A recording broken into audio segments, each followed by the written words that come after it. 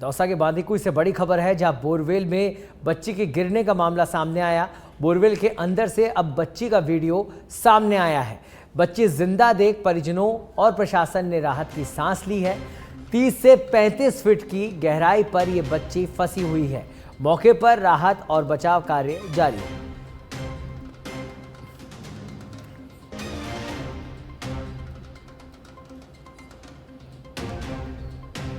Borewell के अंदर से बच्ची का वीडियो सामने आया है, जिसके बाद परिजनों ने और प्रशासन ने राहत की सांस ली है।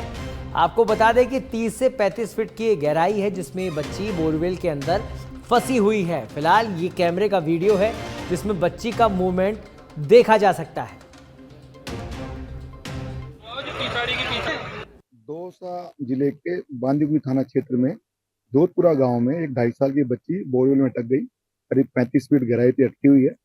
बोरवेल की लगभग जो उसकी गहराई है 600 फीट के आसपास बता रहे हैं वहाँ के किसान लोग बाग। एसएचओ तत्काल मौके पे पहुंच गया था और जैसे मौके पे पहुंचे उसने सूचित किया। हमने तत्काल को निर्देशित किया कि आप तत्काल आसपास हॉस्पिटल जाके सबसे पहले बच्ची को उस गहराई जहाँ तक है वहाँ पे ऑक्सीजन की उपलब्धता कराई है।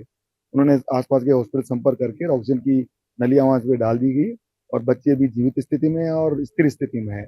इसके साथ ही हमने हमारे एसपी साहब रंजीता शर्मा जी दौसा के एसपी साहब ने एसडीआरएफ से संपर्क किया, उनके कमांडेंट को सूचित किया।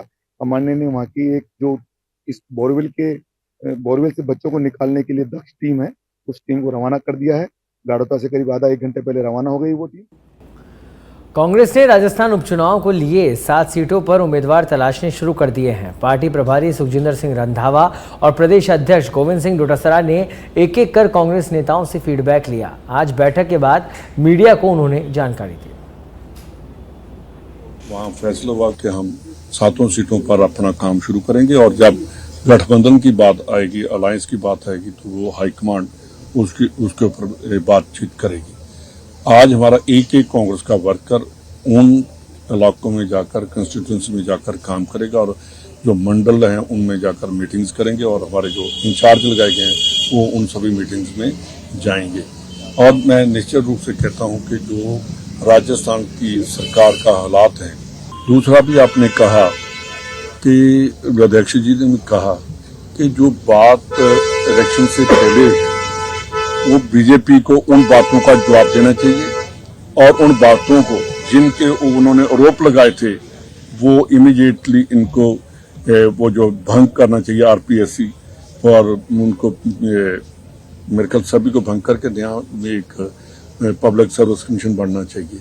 हमने तय किया है कि हमारे प्रदेश के प्रभारी और जिला अध्यक्ष प्रत्येक मंडल के अंदर 7 दिन के अंदर अंदर प्रत्येक मंडल में 7 विधानसभा में 77 जो मंडल है उन 77 मंडलों में स्वयं जाकर के और मंडल के पदाधिकारी और कार्यकर्ताओं के साथ में चर्चा करेंगे। कांग्रेस पार्टी के संगठन को मजबूत करेंगे और वो जो सुझाव ला करके देंगे उसके हिसाब से प्रदेश कांग्रेस कमेटी हम कहेंगे। हमारे प्रभारी रंधावा साहब ने आज हमें जो है यहाँ पर उपचुनाव में किस प्रकार की तैयारी करने हैं इनका मार्गदर्शन रहा है और हमारी हौसला अफजाई करने का काम इन्होंने किया है। संगठन को जो गाइडलाइन प्रभारी जी ने दी है उस संगठन के गाइडलाइन से हम लोग काम करेंगे और मैं स्वयं और हम सब लोग जल्दी ही कार्यक्रम बना करके इन तमाम जिलों के अंदर भी बड़े कार्यक्रम भी करेंगे, पूरी तैयारी के साथ में जाएंगे। और इतना कहना चाहता हूं कि जो कार्यकर्ताओं का उत्साह और जो लोगों का फीडबैक आ रहा है इस पर्ची सरकार के फेल होने के बाद में, उससे 7 की 7 सीटों पे जो है वो बीजेपी शून्य रहेगी और कांग्रेस पार्टी दमदारी से चुनाव लड़ेगी और चुनाव जीतेगी। मैं पूछना चाहता हूं, मीडिया के माध्यम से पूछना चाहता हूं, शिक्षा मंत्री की 9 महीने की उपलब्धि बताइए कि 9 महीने के अंदर शिक्षा मंत्री ने क्या कहा है, बच्चों के एजुकेशन के लिए क्या कहा है। शिक्षा मंत्री 9 महीने से सिर्फ जाति और धर्म और उन्माद फैलाने वाली बात कर रहा है। मैं मीडिया से कहना चाहूंगा, ये मीडिया की जिम्मेदारी बनती है कि ऐसे जो असामाजिक तत्व जो लगातार भाई भाई को लड़ाने की बात करते हैं उनको जनता के सामने आपको क्लियर करना चाहिए कि क्या हकीकत क्या है और ये जबानी इनकी क्या बोल रही है। आज हमारी पिछली सरकार की योजनाओं को रोक दिया गया है, कहीं पे भी कोई कार्य नहीं चल रहा है। पेंशन लोगों की नहीं आ रही है, स्कॉलरशिप नहीं आ रही है, सड़कों का पैसा मंजूर है वो नहीं लग रहा है। ये हालत इस सरकार की बनी हुई है। किस नाम पे रुक करते हैं अगली खबर का। जयपुर ग्रेटर नगर निगम से खबर है, जहां नव दुर्गा वाटिका स्थापना कार्यक्रम गोलवलकर पार्क मानसरोवर में कार्यक्रम आयोजित हुआ, जहां यूडीएच मंत्री झाबर सिंह खर्रा पहुंचे। कार्यक्रम में ग्रेटर निगम मेयर सोम्या गुर्जर सहित अन्य पार्षद भी इस कार्यक्रम में मौजूद हैं।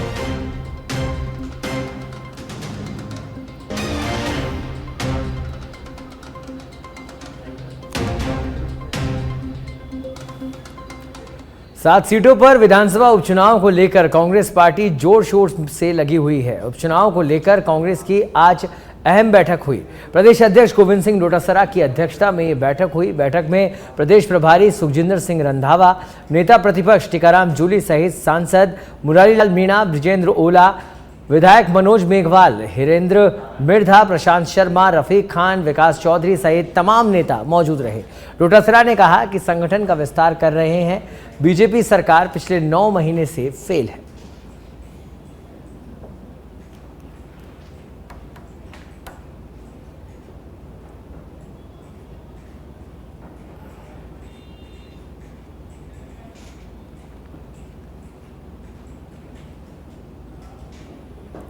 शाहपुरा में तनाव का मामला। गणेश पांडाल में अपशिष्ट मिलने से तनाव का मामला यहां पर हो गया। आपको बता दें कि यहां गणेश उत्सव सेवा समिति के पदाधिकारियों ने सीसीटीवी फुटेज खंगाले हैं। एक संदिग्ध महिला हाथ में कुछ सामान लिए आई नजर।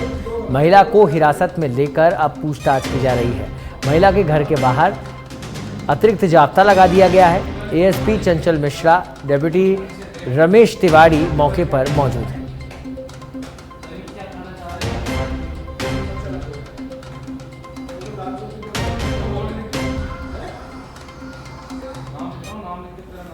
डीडवाना जिले में देश भर में शुरू हुए स्वच्छता ही सेवा अभियान के तहत विभिन्न आयोजन हुए। जिला कलेक्टर बालमुकुंद असावा ने अभियान के संबंध में अधिकारियों की एक बैठक भी ली और उन्हें अभियान के दौरान किए जाने वाले विभिन्न आयोजनों के लिए निर्देशित किया। जिला कलेक्टर बालमुकुंद असावा ने बताया कि डीडवाना के सभी राजकीय विद्यालयों, पंजीकृत मदरसों, सार्वजनिक स्थानों और राजकीय कार्यालयों में स्वच्छता की शपथ दिलाई गई। उन्होंने स्वच्छता ही सेवा अभियान के तहत आने वाले दिनों में जिले भर में होने वाले विभिन्न आयोजनों की जानकारी भी दी।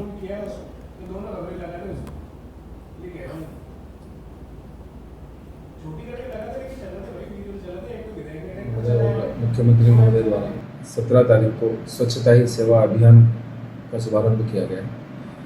इसका मुख्य उद्देश्य डीडवाना कोचामन जिले में भी इस अभियान का मुख्य उद्देश्य यही है कि लोगों में जागृति पैदा करना एवं पूरे शहर को स्वच्छ करना, पूरे जिले को स्वच्छ करना। इसी क्रम में हमारे द्वारा भी लगातार प्रयास किए जा रहे हैं। आज भी जिला स्तरीय मीटिंग ली गई थी। आज 18 तारीख को संपूर्ण जिले के समस्त विद्यालयों के अंदर, सार्वजनिक स्थानों पर, सार्वजनिक कार्यालयों के अंदर स्वच्छता की शपथ दिलाई गई। इसके साथ में ही दिनांक 24 को पूरे जिले के अंदर स्वच्छता संदेश रैली और मैराथन का आयोजन किया जाएगा। सभी विभागीय कार्यालय हैं, उन विभागीय कार्यालयों में 28 और 29 तारीख को व्यापक स्तर पर सफाई अभियान छेड़ा जाएगा, जिसके तहत सभी चिकित्सालय, हॉस्टल्स, सरकारी कार्यालय, आंगनबाड़ी केंद्र से। रायसिंह नगर पालिका उपाध्यक्ष पद के लिए हुए उपचुनाव में बीजेपी के अशोक गोयल के निर्विरोध निर्वाचित होने पर बीजेपी प्रदेशाध्यक्ष मदन राठौड़ ने अशोक गोयल और कार्यकर्ताओं को बधाई दी है। मदन राठौड़ ने कहा कि बीजेपी प्रत्याशी के निर्विरोध निर्वाचन से स्पष्ट हो गया है कि प्रदेश की लोकप्रिय भजनलाल सरकार के कामकाज और बीजेपी की नीतियों से आम जन खुश है। मदन राठौड़ ने कहा कि पिछले 1 माह में प्रदेश में जितने भी उपचुनाव हुए हैं उनमें बीजेपी प्रत्याशियों को जीत मिली है। अब विधानसभा की 7 सीटों पर होने वाले उपचुनाव में भी बीजेपी का प्रचंड जीत मिलेगी।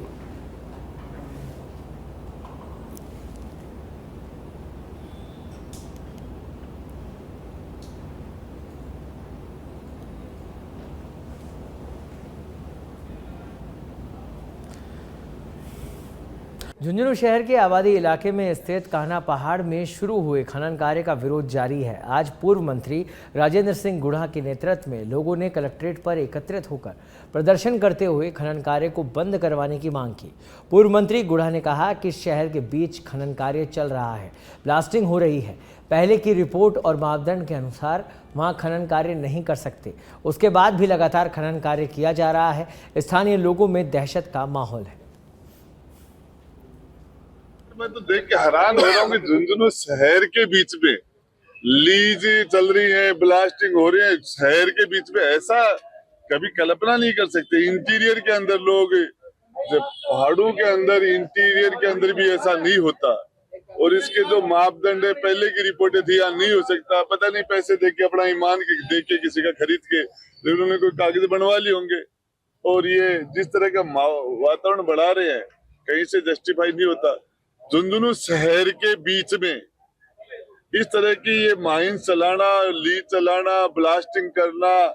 और सूबे की 7 विधानसभा सीटों पर उपचुनाव होने हैं। 7 विधानसभा सीटों के चुनाव परिणाम भजनलाल सरकार के कामकाज पर मोहर लगाएंगे।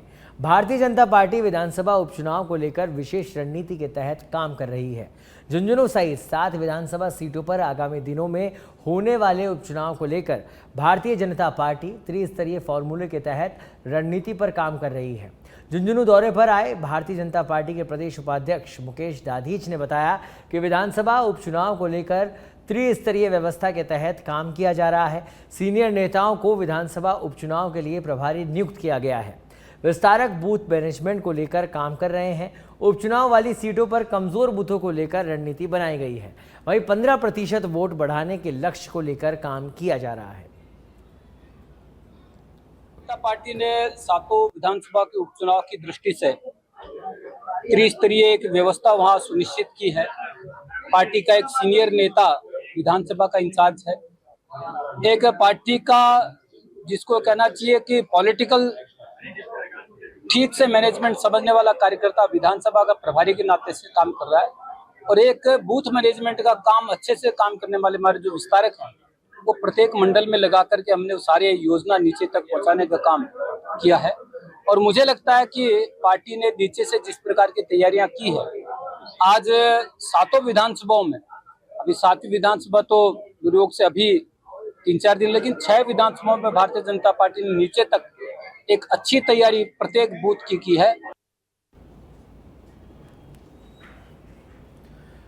भीलवाड़ा के गुलाबपुरा में सर्व हिंदू समाज के प्रदर्शन किया। वहीं हिंदू समाज के लोग हाथों में भगवा पताका लेकर मुख्य बाजार से रैली निकालते हुए उपखंड कार्यालय पहुंचे, जहां पर सामूहिक हनुमान चालीसा का पाठ किया गया और मुख्यमंत्री के नाम एसडीएम को ज्ञापन सौंपा। हिंदू समाज ने मांग की है कि वार्ड 19 में संचालित अवैध मदरसे और मस्जिद को ध्वस्त किया जाए और संबंधित अधिकारियों एवं लोक सेवकों के खिलाफ कार्रवाई हो।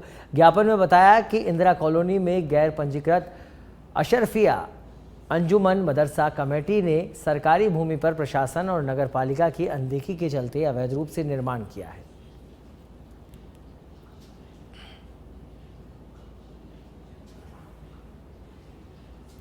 खबर हनुमानगढ़ के गोलूवाला थाना क्षेत्र से है, जहां पर घर में घुसकर धारदार हथियार से नानी दोहिते पर हमला करने का मामला सामने आया है। आपको बता दें कि हमले में दोहिते की मृत्यु हो गई, जबकि उसकी नानी गंभीर रूप से घायल हो गई। फिलहाल पुलिस ने मामले में जांच शुरू कर दी है। गोलूवाला थाना क्षेत्र में खोथावाली गांव पड़ता है, जिसमें एक करीब 65 वर्षीय महिला निर्मला और उसका दोहिता दोनों वहाँ रह रहे थे, जिनके ऊपर बीती रात को एक शख्स के द्वारा धारदार हथियार से हमला किया गया, जिसमें जो दोहिता था, जो करीब 18 वर्ष, उसका नाम जनक सोनी है, उसकी मृत्यु हो गई। पुलिस के द्वारा तुरंत हमने जो टीम्स हैं हमारी घटनास्थल पर रवाना हो गई। एफएसएल और एमओबी टीम के द्वारा जो साक्ष्य थे वहाँ से वो संकलित किए गए और लगातार टीम्स ने प्रयास कर जो उसमें आरोपी है सुभाष सहारण, जो सीकर रसद विभाग की टीम ने आज लक्ष्मणगढ़ में रेस्टोरेंट और मिष्ठान की दुकान पर छापामार कार्रवाई की, जिससे शहर में हड़कंप मच गया। घरेलू गैस सिलेंडर के अवैध दुरुपयोग की रोकथाम को लेकर राजस्थान खाद्य नागरिक आपूर्ति विभाग के निर्देश पर सीकर रसद विभाग की टीम ने प्रवर्तन अधिकारी अंशु तिवारी के नेतृत्व में ये कार्रवाई की। शहर में अलग अलग इलाकों से 9 दुकानों पर कार्रवाई करते हुए 13 घरेलू गैस सिलेंडर अवैध रूप से उपयोग करने पर जब्त किए गए।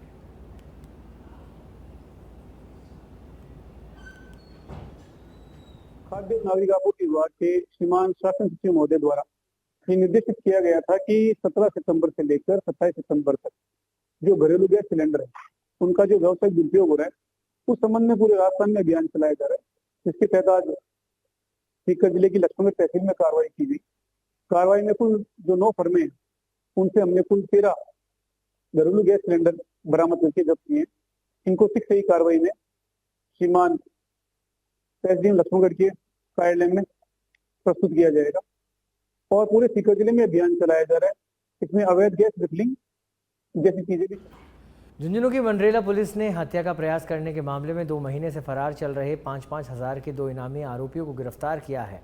दरअसल धतरवाला निवासी सहीराम ने थाने में रिपोर्ट दी थी कि 21 जुलाई की रात को उसके बेटे के साथ अंकित, बबलू, चंदन और अन्य आरोपियों ने धारदार हथियारों से हमला कर मारपीट की थी। साथ ही गले में सोने की चैन और नकदी ले गए, साथ ही मरा समझकर छोड़ गए। तब से ही आरोपी फरार चल रहे थे।